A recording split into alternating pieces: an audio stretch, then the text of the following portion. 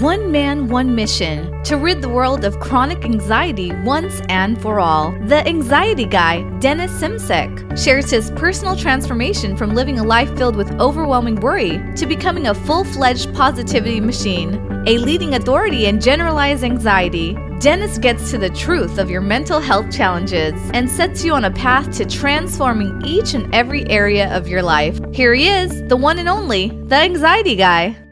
Hi everyone, welcome to the Anxiety Guy podcast. This is Dennis Simsek. Thank you so much for joining me. I apologize if you're watching this on YouTube and I am not in front of you right now. Problem is I have a video issue and I have a camera issue, so hopefully soon I'll be able to take care of that and you will be able to watch these on YouTube with me interacting with you guys there. So before we start, I want to tell you a little bit about the Facebook page where we update a lot of our podcasts, a lot of inspirational items there, a lot of interviews, and also a lot of posts that are going to help people dealing with health anxiety, panic attacks, and dealing with stress. As well, you can always check me out on Twitter because there it's kind of a micro blog and I like to just, give people that inspiration, that boost from time to time. So make sure to follow me on Twitter as well. Now, with that said, let's get to episode number 15, guys. And this podcast is really taking off and lots of downloads, and I hope that you'll stick with me and I hope that you'll continue to implement a lot of the suggestions and a lot of the practices that I like to go through from episode to episode. So make sure not to just listen to these podcasts, guys, but to really implement everything that you're learning with that patience in mind, with that persistence in the face of great setbacks that normally occur with anxiety. So again, thank you so much for joining me, guys. I wanted to today take a few minutes to really talk about the people out there that are dealing with hypochondria and fear of those physical sensations, fear of ill health, fear of something going really wrong with them. And I wanted to really take some time to give you 10 excellent things to manage your health anxiety, 10 excellent tips to help you with what I like to call exposure therapy, exposure strategy. As most of you guys know, when I talk about it on Facebook, I'm really big on cognitive behavioral therapy. That was a big part of my recovery from anxiety. So I definitely suggest a CBT first line of treatment for anybody that's dealing with health anxiety. I mean, CBT really puts your life back in your hands rather than dealing with your anxiety through pills and so on. It really puts power back in your hands and you can really focus on your own strategy, your own practices as you go day by day of overcoming your fears, guys. So make sure to really take a CBT, a cognitive behavioral therapy approach to your anxiety. But these tips are great. I mean, it may give you a couple things to think about. Some of them might give you, a task, a task that you should put forward in your life and really use. And with that said, let's get to number one of our 10 tips of dealing with health anxiety and hypochondria. And just to remember with number one, anxiety sensations are normal physical reactions and they are not harmful. With people with health anxiety, a lot of people think that when they get these sensations, their bodies are breaking down, their minds are breaking down, and that kind of conditioning can really hurt you in the long term, guys. So understand that the sensations that you're going through are normal physical reactions and they are not harmful. They happen to everybody. The only difference between you and somebody else is that you're more sensitized to those sensations, whereas somebody can just, deal with it a lot quicker and kind of move through it a lot faster. Number two, worry is not a predictor of outcome. Okay, so a lot of people tend to worry and they say, if I worry now, then my outcome will be handled. I'll be okay in the future as long as I put my attention on this worry. And understand that worry is not a predictor of the outcome. What you're worrying about in most cases, almost in all cases, will not come true. Understand that, guys, that, as much as the respect that you're giving your sensations, the worry that you're putting yourself under, understand that in the end, that outcome rarely ever manifests. Rarely. Number 3, focus on the rational you. Don't allow the frightened you to take over. And like I always say, guys, on the Facebook page, that there are 2 types of people within us. There's your critical mind, there's your critical voice, and there's your true voice. Thankfully, I've been able to get to the point where I can really listen in on my true voice and kind of push my critical voice aside. Whereas before, when I was dealing with health anxiety, my critical voice, critical for everything, people, my career, my relationships, whatever, I was always critical. I was always looking for the bad in everything. And that just did not help my anxiety at all. So make sure you focus on the rational you. Don't allow the frightened you to take over your daily life. And you have the control. As much as you may not think you do right now, you have the control to turn around that aspect of your life. You have the control. You have the power to overcome those frightened, worrying thoughts. All you have to do is lose respect of those frightened thoughts, those worried thoughts. Lose respect. Don't show them respect. Show respect to your positive side. Show respect to your true voice. And next thing you know, the scales are going to be tipped towards you focusing more on the rational you, guys. So that's number 3. Number 4, tip number 4 for dealing with health anxiety. Practice your slow, gentle breathing. A lot of people deal with dizziness, hyperventilation. And, these are all signs. These are all outcomes of bad breathing, panic attacks, always hyperventilating. And if you're the person that's dealing with that health anxiety, make sure you take some time throughout your day to really practice your slow, gentle breathing, guys. The more you do it, the more automatic it's going to be.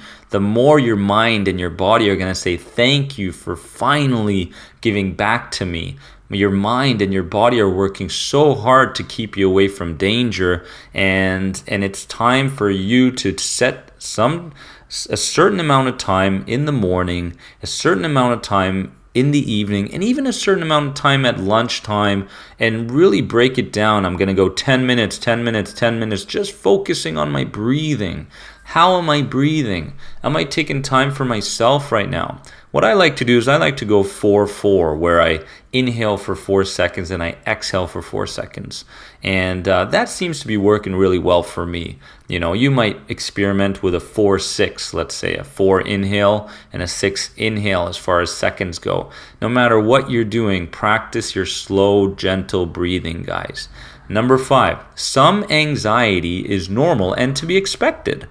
Of course, you're not alone. Everybody deals with anxiety. Health anxiety as well. There's millions of people around the world suffering from hypochondria, suffering from health anxiety, suffering from fear. And guess what? That's normal. You're just a part of the whole fight back as far as people trying to overcome their health anxiety.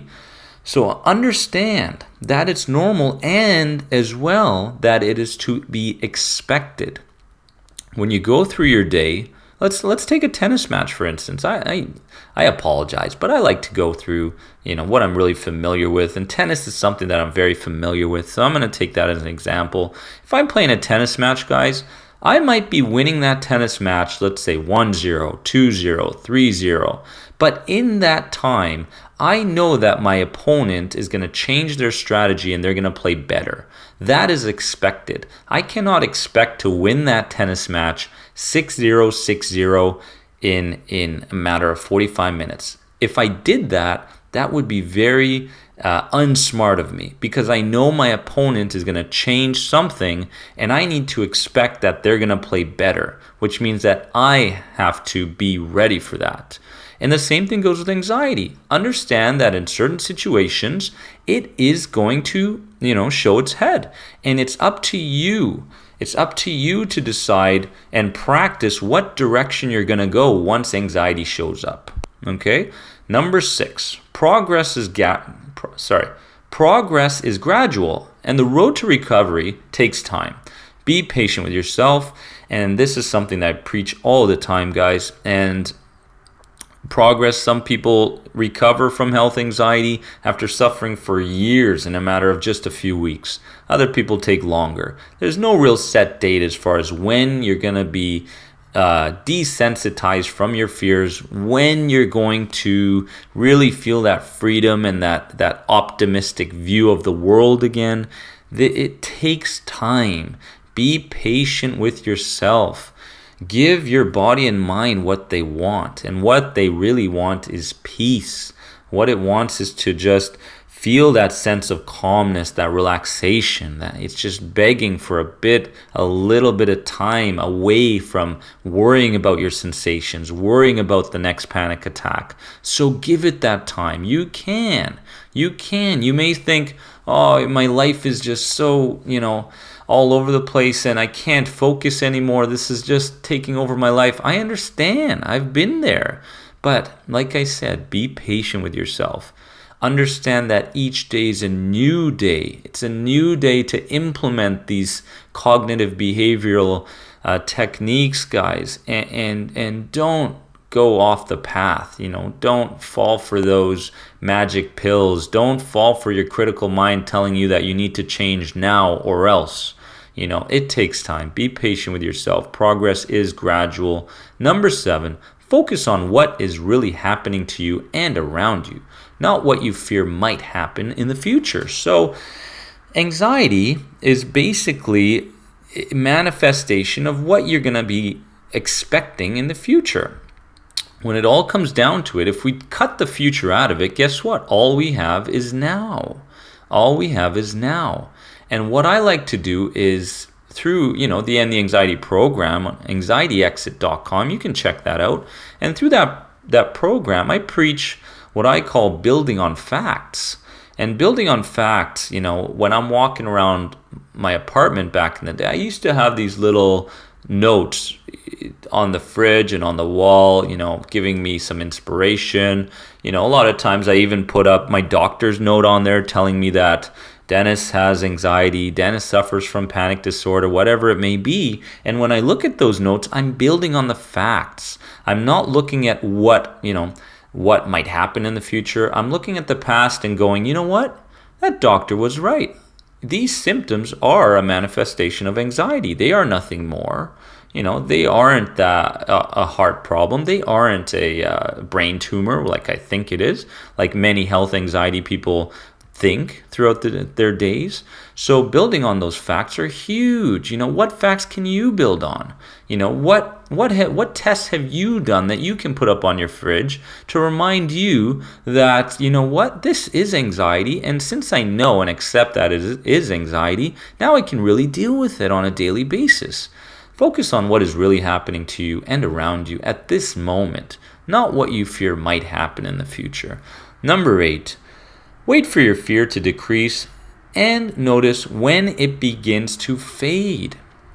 This is a big one because, as you're practicing, what I like to tell people when they have health anxiety is every situation is an opportunity for you to practice.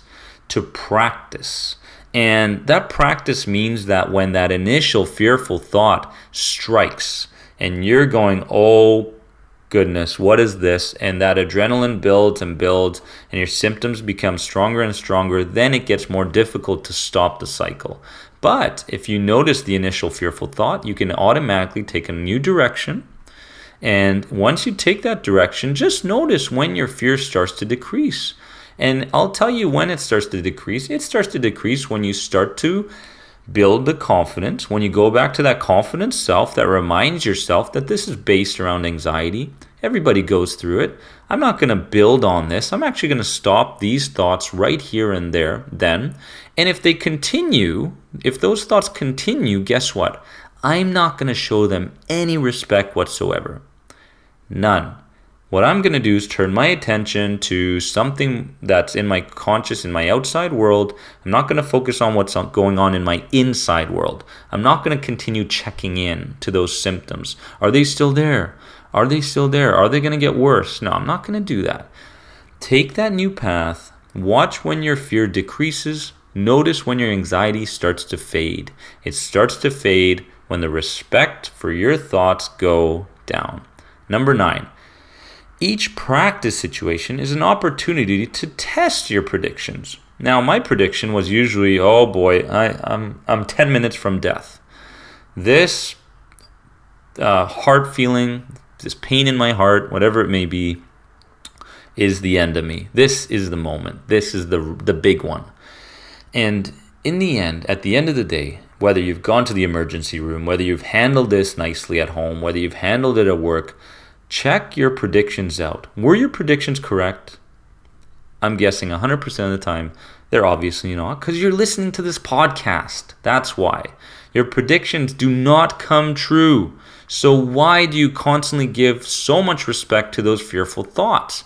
Again, that's a practice situation, guys. Every situation that you run into, look at it as not a do or die situation, but it's a certain situation for you to practice.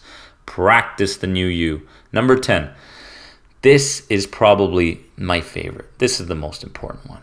Celebrate your successes, guys, and celebrate them in what I like to call your fresh start journal, which we actually have in the program as well.